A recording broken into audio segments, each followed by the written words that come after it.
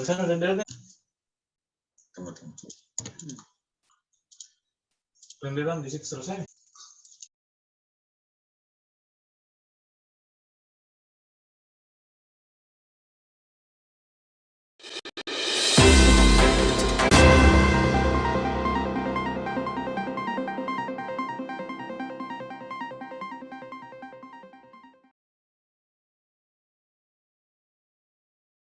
Masuk. Assalamualaikum warahmatullahi wabarakatuh. Selamat siang, Tribuners. Saya Sukmawati Ibrahim kembali hadir tentunya dalam program acara Live Report. Seperti biasanya kita selalu hadir pukul 2 siang dan akan terhubung langsung dengan reporter Tribun Timur. Dan saat ini kita sudah terhubung langsung dengan reporter Tribun Timur, ada Calik Mawardi yang saat ini sedang berada di Bogor, Jawa Barat. Nah, Calik akan melaporkan terkait persiapan PSM Makassar menghadapi Persebaya Surabaya. Untuk lebih lengkapnya, langsung saya Calik Mawardi laporan Anda, bagaimana persiapan PSM menghadapi Persebaya. Ya, terima kasih Sukma. Saat ini tim PSM Makassar yang tengah mengarungi kompetisi Liga 1 Indonesia sedang berada di Bogor.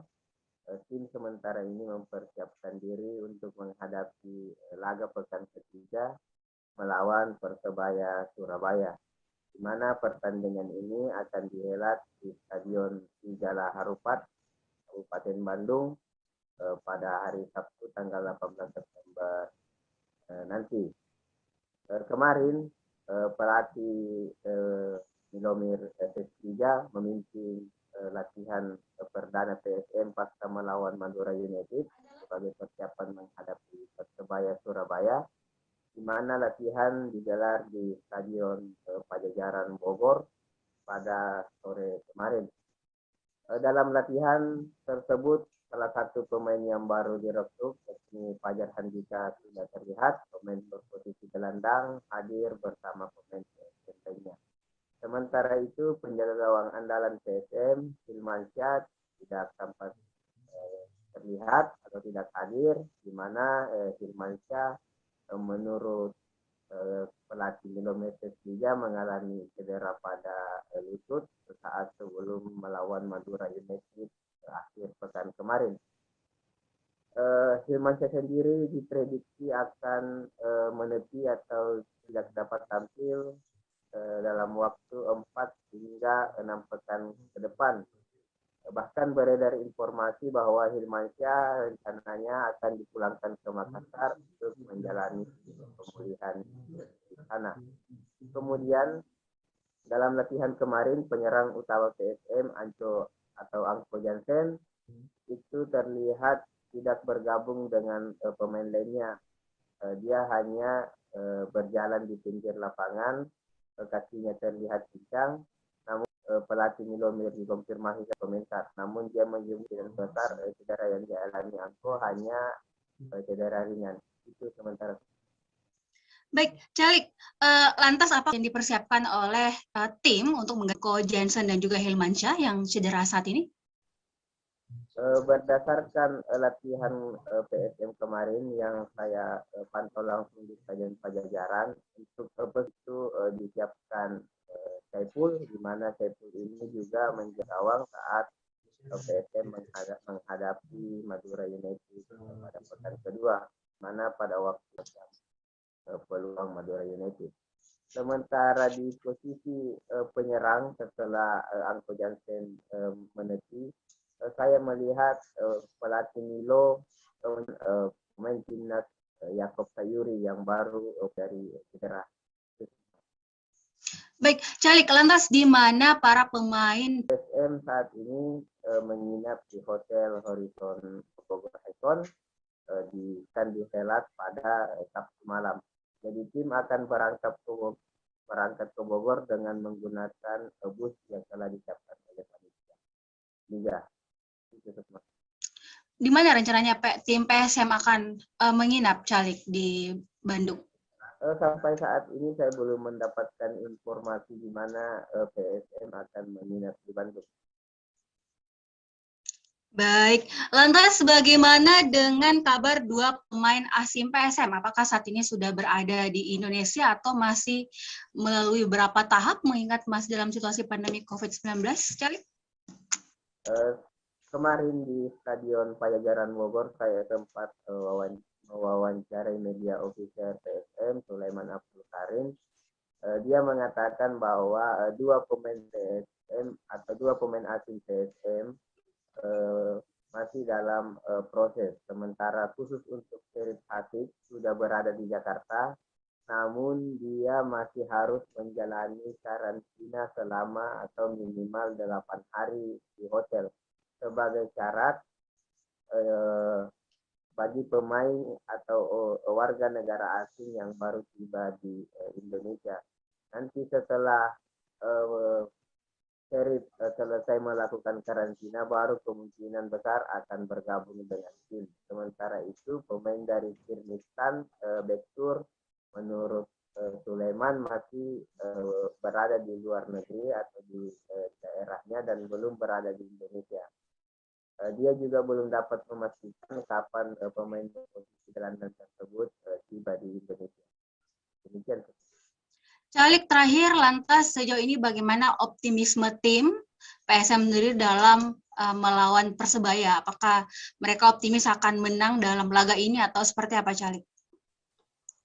Pelatih Milo sendiri tetap optimis karena pada dua pertandingan sebelumnya PSM hanya meraih hasil imbang atau dua hasil imbang. Namun menurut Milo kedua lawan kemarin cukup berat. Dan pada saat melawan Persebaya nanti pelatih Milo tetap menargetkan kemenangan meskipun ia akui bahwa Persebaya adalah tim yang bagus, tim yang cepat, memiliki pemain-pemain yang berkualitas, namun dia sudah mengantongi celah yang dapat eksploitasi di lini pertahanan Persebaya sehingga dia cukup optimis mampu memenangkan pertandingan akhir pekan. Demikian. Baik, Calik, terima kasih banyak atas laporan Anda dan tentunya kami selalu menantikan laporan-laporan atau update terbaru yang diberikan. Tapi sebelum itu, Tribuners, kita akan menyaksikan wawancara bersama dengan pelatih PSM berikut ini, yakni Milomir Seslija. Bagaimana persiapan jelang melawan Persebaya? Adakah pemain yang cedera? We analyze them and we know what's good points of them. Try to stop the good points and try to expose their mistakes. But they have too much mistakes, but we will try to find some mistakes. Ya, katanya kita tahu katanya kekuatan mereka dan kita coba untuk mengantisipasi kekuatan kelebihan tersebut yang mereka punya dan untuk mencoba mengeksploitasi meskipun mereka tidak punya banyak kelemahan, tapi coba kita katanya mengeksploitasi kelemahan yang ada. Bagaimana dengan Anco dan Hilman Syah?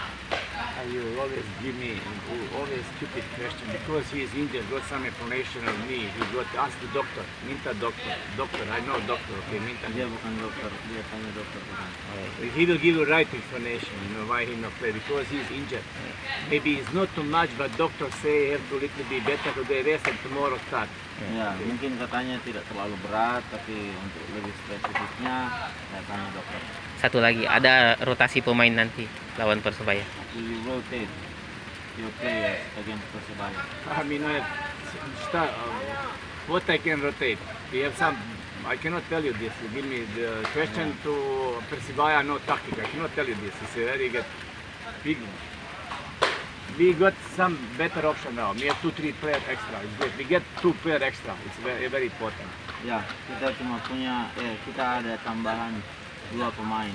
Hanya itu yang bisa saya It's katakan. Jakob El Fajri. We now have a little bit concurrency in midfield, a little bit concurrency in the side. Akan ada katanya kompetisi di midfield, ibaratnya kompetisi untuk siapa untuk mendapatkan tempat. Dan ini bagus untuk tim. Tidak ada katanya kompetisi juga di bagian sayap sana. Jadi 2 orang berkompetisi memperebutkan satu posisi itu bagus, selalu bagus. Okay, take my. Oke, thank you coach. Itulah tadi hasil wawancara saya dengan pelatih PSM Milomir Seslija. Baik, terima kasih banyak Caleg Mawardi dan silahkan dilanjutkan aktivitasnya Ewako PSM dan Tribuners jangan kemana-mana karena kita akan kembali lagi setelah jeda berikut ini.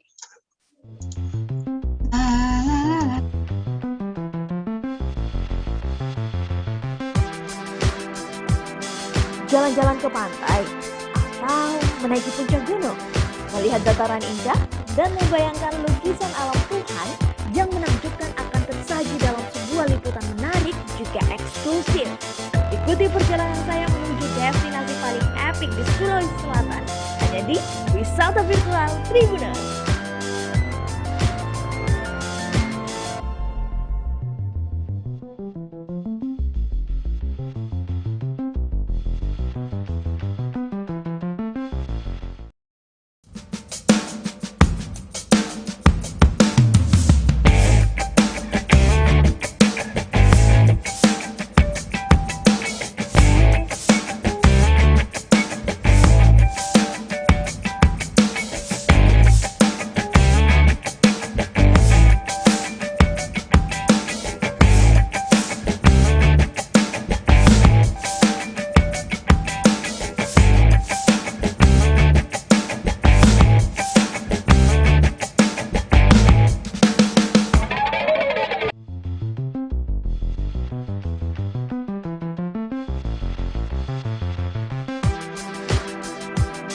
Jalan-jalan ke pantai atau menaiki puncak gunung, melihat dataran indah dan membayangkan lukisan alam Tuhan yang menakjubkan akan tersaji dalam sebuah liputan menarik juga eksklusif.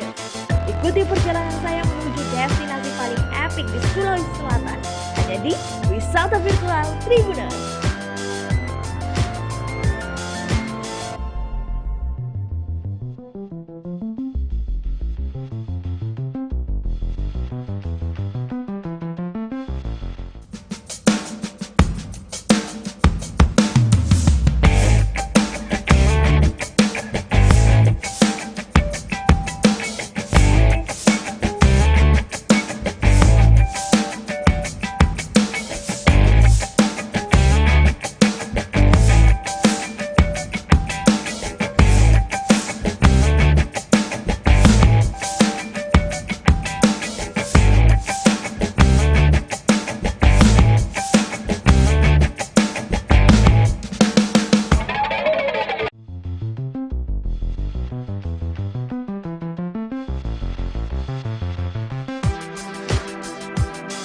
Jalan-jalan ke pantai atau menaiki puncak gunung, melihat dataran indah dan membayangkan lukisan alam Tuhan yang menakjubkan akan tersaji dalam sebuah liputan menarik juga eksklusif. Ikuti perjalanan saya menuju destinasi paling epik di Sulawesi Selatan, hanya di Wisata Virtual Tribuners.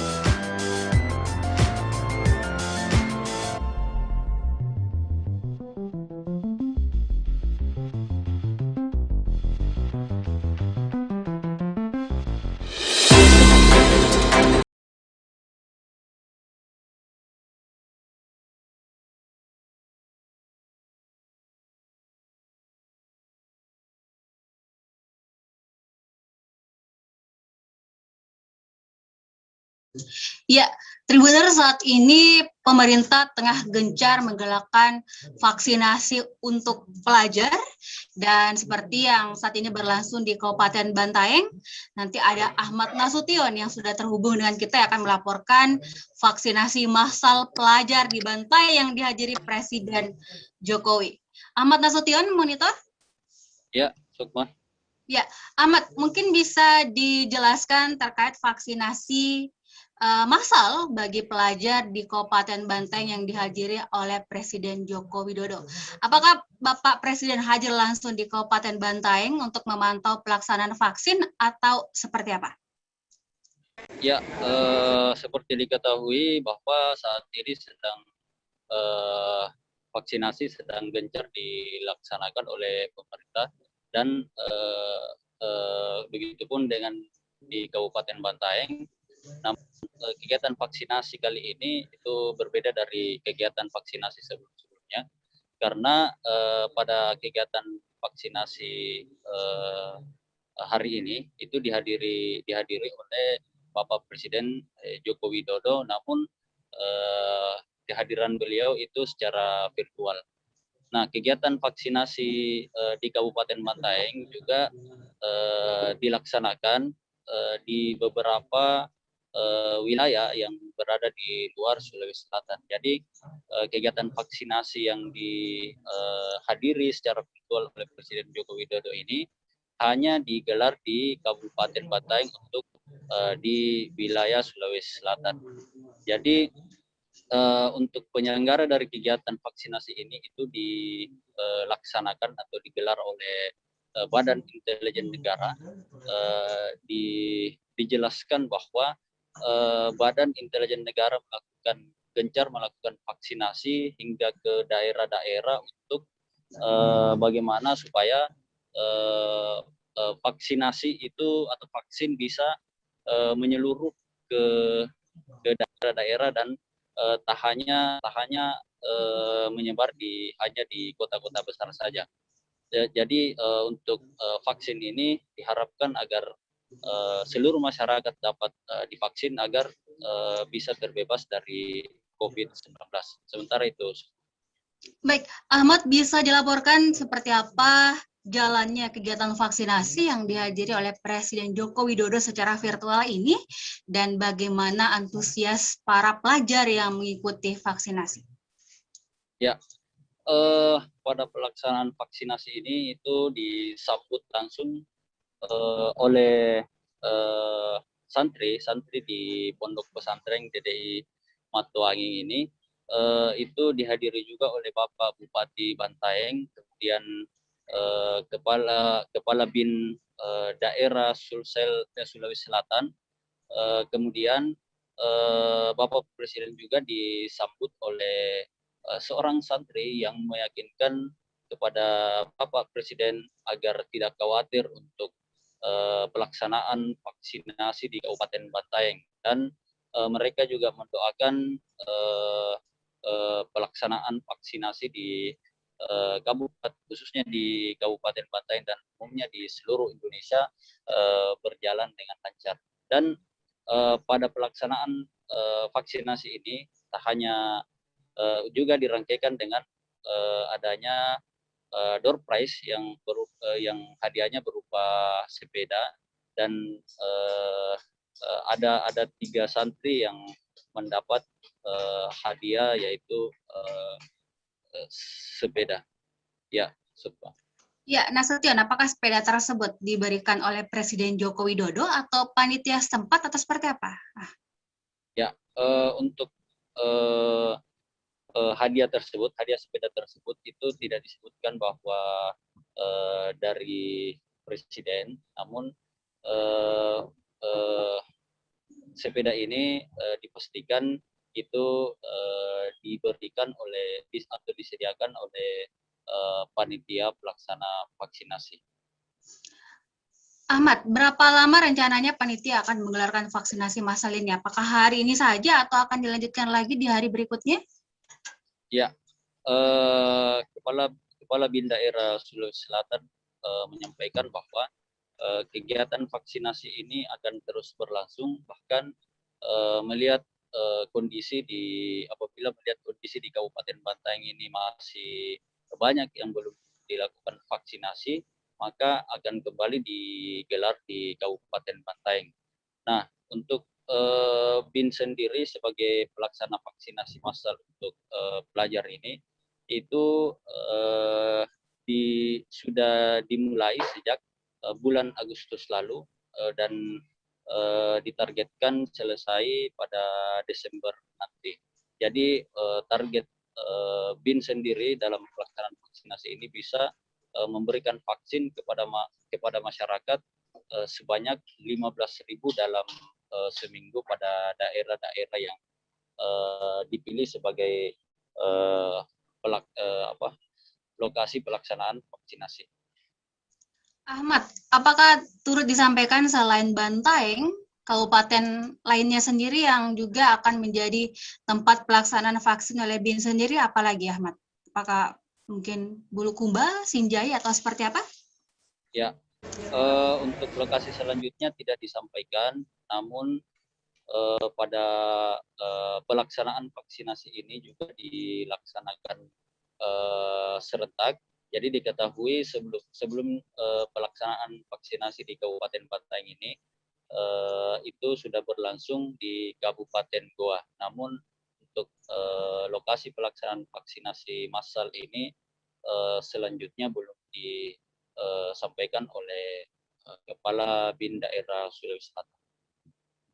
Baik, Tribuners, kita juga akan mendengarkan wawancara langsung bersama dengan Kabindo Sulsel Brigjen Dwi Suryatmojo berikut ini. Kita hari ini melaksanakan vaksinasi massal di Kabupaten Bantaeng yang diikuti dari virtual dari Bapak Presiden.